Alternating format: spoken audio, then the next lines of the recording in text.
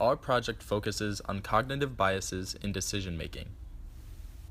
Cognitive biases can be defined as the systematic pattern of deviation from norms or rationality in judgment, whereby inferences about other people and situations may be drawn in an illogical fashion. Individuals create their own subjective social reality from their perception of the input. There are literally hundreds of cognitive biases, and individual decision-making is filled with them. This picture of the Cognitive Bias Codex captures many of the different families of cognitive biases. In general, though, the psychological factors underlying cognitive biases are inherently human and pretty straightforward. Generally, humans do not like ambiguity and risks, so they are extremely prone to behaviors or cognitive shortcuts that allow them to minimize these. This will cause them to exclude or include facts or information to simplify decision-making. It also causes them to seek information that reinforces something they already believe, know, or have an emotional connection to. Economics is the social science focused on the production, distribution, and consumption of goods and services. Given that resources are scarce, economics focuses on the optimal allocation and use of these resources to maximize utility as measured by value, wealth or happiness for individuals, companies, and countries alike. In order to simplify economic theories, economics starts with the assumption that individuals usually act rationally. We know both from empirical evidence and observations that this is not always the case. The field of behavioral economics is a marriage between psychology and economics. This field explores how human psychology influences economic decision-making and demonstrates why consumers are not always rational. Leading psychologists in this field, such as Ward Edwards, Amos Tversky, and Daniel Kahneman, are helping to solve everyday problems by providing analytical frameworks and behavioral interventions to help individuals overcome cognitive biases. Popular writers like Malcolm Gladwell and Stephen Dubner have helped take these ideas and make them accessible to non-academics. For our project, we have chosen to highlight 4 specific cognitive biases that are present in everyday consumer decision-making: gambler's fallacy, anchoring bias, recency bias, and loss aversion. In this presentation, we will define each bias, review the theory underlying them, and then try to bring it to life with a practical example of how it affects everyday decision-making, often to the detriment of the individual making the decision. First, we have the gambler's fallacy. The gambler's fallacy is the mistaken belief that past outcomes will affect future outcomes, even when the events are independent from each other. For example, in baseball, if a batter who is in a slump strikes out 9 times in a row, one person might expect that the batter is due for a hit. Another person, however, may assume that history will continue and the batter will keep striking out. In reality, though, the chance of the batter getting a hit will be the same at every single at-bat. Past events do not affect the probability of future events from occurring. Though this fallacy impairs people's decision-making in many situations, the risk and chance involved in gambling often causes gamblers to be the victims of this bias more than anyone else. Here is a short clip to help further explain the gambler's fallacy.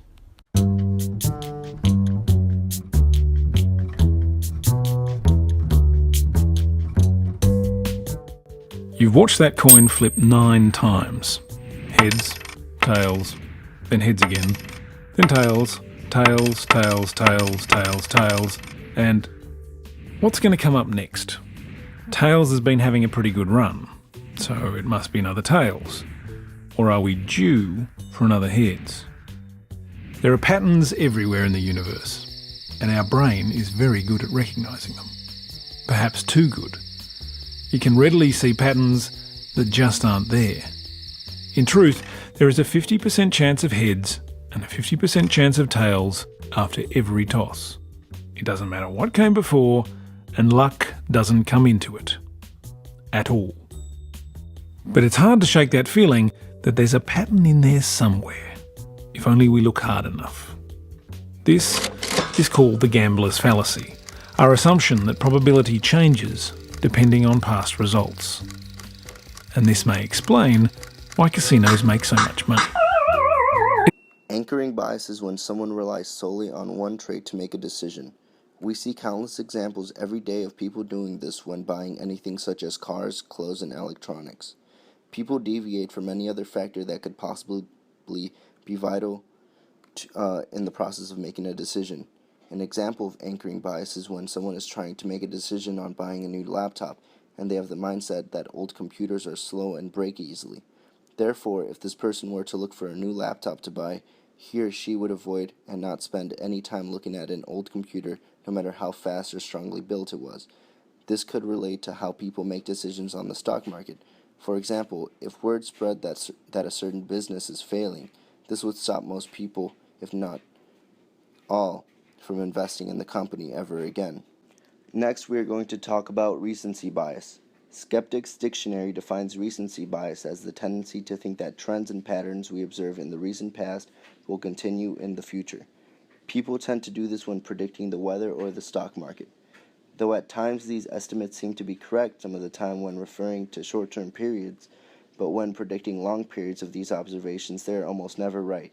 For example, if an investor were deciding on whether to invest in Apple or in Amazon, and he saw that the stock market in Apple raised 2 points, while in Amazon it dropped 2 points, the investor would be inclined to invest his or her money in Apple, while in the future it could possibly be Amazon that ends up making more money for its investors. Reasons to why people might think this way is because when someone is making a decision, they tend to think about the most recent memory regarding the topic, rather than something in the past that would not come as readily to mind.